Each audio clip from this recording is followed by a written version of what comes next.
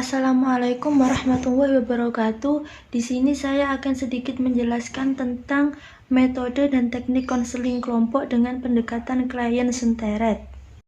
Konsep dasar. Pendekatan klien senteret atau non-directive counseling didasari oleh suatu teori kepribadian yang disebut self-theory dari Carl Rogers sendiri.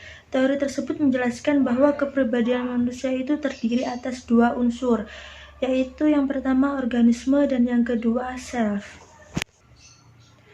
Konsep pokok yang mendasari operasionalisasi dari teori konseling klien senteret, yaitu yang pertama hipotesis penting pendekatan berpusat pada pribadi, kedua kepercayaan terhadap proses kelompok, yang ketiga mendengarkan secara aktif, 4 empati, 5 penghargaan pribadi tanpa syarat dan kehangatan, keenam keaslian dan pengungkapan diri, ketujuh rasa hormat, 8 kesegaran atau imediasi, 9 kekonkretan, 10 konfrontasi. Selanjutnya yaitu kelebihan dan kekurangan pendekatan klien senteret.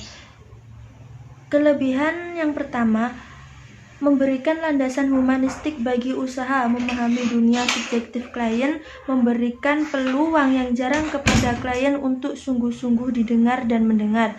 B. Mereka bisa menjadi diri sendiri sebab mereka tahu bahwa mereka tidak akan dievaluasi dan dihakimi. C. Mereka akan merasa bebas untuk bereksperimen dengan tingkah laku baru. D. Mereka dapat diharapkan memikul tanggung jawab atas diri mereka sendiri dan merekalah yang memasang langkah dalam konseling. Yang E. Mereka menetapkan bidang-bidang apa yang mereka ingin mengeksplorasinya di atas landasan tujuan-tujuan bagi perubahan. Selanjutnya, pendekatan klien senteret menyajikan kepada klien umpan balik langsung dan khas dari apa yang baru dikomunikasikannya.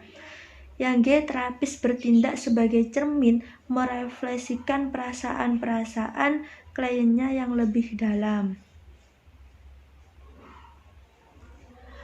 Selanjutnya, kelemahannya. Kelemahannya yang pertama, cara sejumlah pemraktek menyalah tafsirkan atau menyederhanakan sikap-sikap sentral dari posisi klien senteret.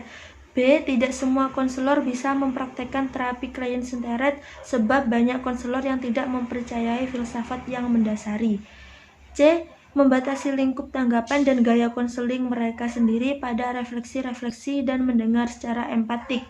Yang D. Adanya jalan yang menyebabkan sejumlah pempraktek menjadi terlalu terpusat pada klien sehingga mereka sendiri kehilangan rasa sebagai pribadi yang unik.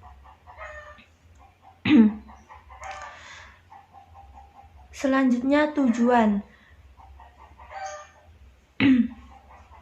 Yang pertama, menciptakan suasana yang kondusif bagi klien untuk mengeksplorasi diri sehingga dapat mengenal hambatan pertumbuhannya. Membantu klien agar dapat bergerak ke arah keterbukaan, kepercayaan yang lebih besar kepada dirinya, keinginan untuk menjadi pribadi yang mandiri dan meningkatkan spontanitas hidupnya.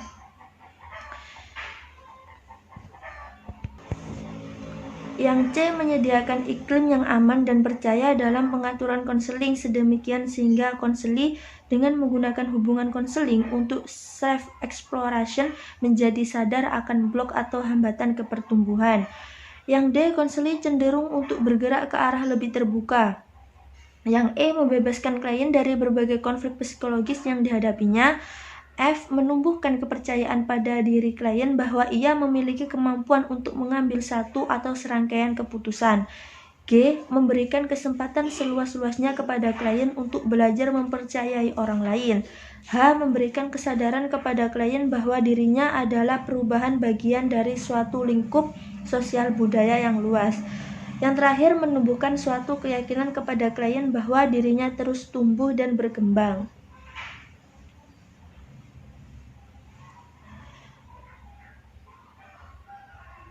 Selanjutnya, proses-proses yang terjadi dalam konseling dengan menggunakan pendekatan klien senteret adalah sebagai berikut.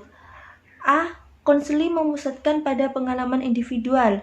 B. Konseling berupaya meminimalisir rasa diri terancam dan memaksimalkan dan serta menopang eksplorasi diri. Yang C, melalui penerimaan terhadap klien, konselor membantu untuk menyatakan, mengkaji, dan memadukan pengalaman-pengalaman sebelumnya ke dalam konsep diri. D, dengan redefinisi pengalaman, individu mencapai penerimaan diri dan menerima orang lain dan menjadi orang yang berkembang penuh. Wawancara merupakan alat utama dalam konseling untuk menumbuhkan hubungan timbal balik.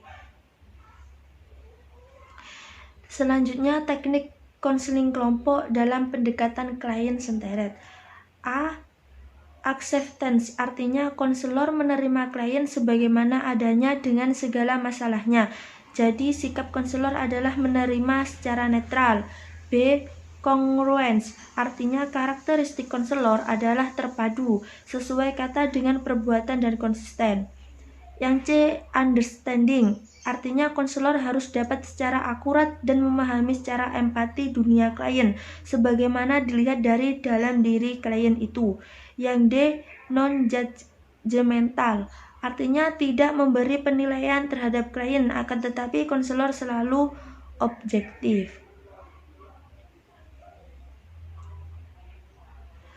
Selanjutnya, peran dan fungsi tersebut ada 3 ciri atau sikap yang harus dimiliki oleh konselor klien senteret. Yang pertama, harus menunjukkan sikap yang selaras dan keasliannya. Yang kedua, penerimaan tanpa syarat. Yang ketiga, pemahaman empati yang tepat. Sekian dari saya. Wassalamualaikum warahmatullahi wabarakatuh. Sekian dari saya. Jika ada salah kata, mohon maaf yang sebesar-besarnya. Wassalamualaikum warahmatullahi wabarakatuh.